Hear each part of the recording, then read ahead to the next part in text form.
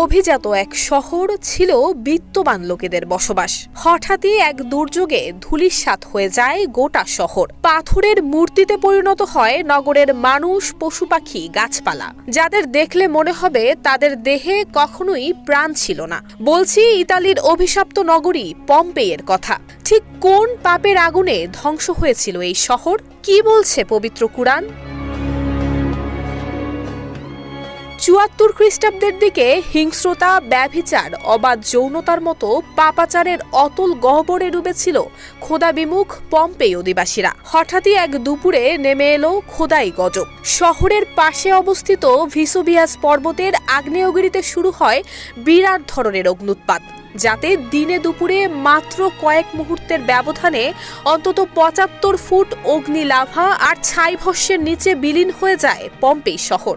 জীবন্ত কবর রচিত হয় শহরের মানুষ, প্রাণী এবং উদ্ভিদ সম্ভারের। এর আগেও অনাচারে ডুবে ধ্বংস হয়েছে বহু জাতি, যাদের অনেকের বিবরণ রয়েছে কুরআন হাদিসে। মহান আল্লাহ তাআলা পবিত্র কুরআনে বলেছেন, আমি ধ্বংস করেছি কত জনপদ, যার অধিবাসীরা ছিল জালিম, এবং তাদের পরে সৃষ্টি করেছি অন্য জাতি। ইতালির তৎকালীন রাজা ওস্কান খ্রিস্টপূর্ব ৬ থেকে ৭ শতাব্দীর দিকে এই শহরের গোড়াপত্তন করেন।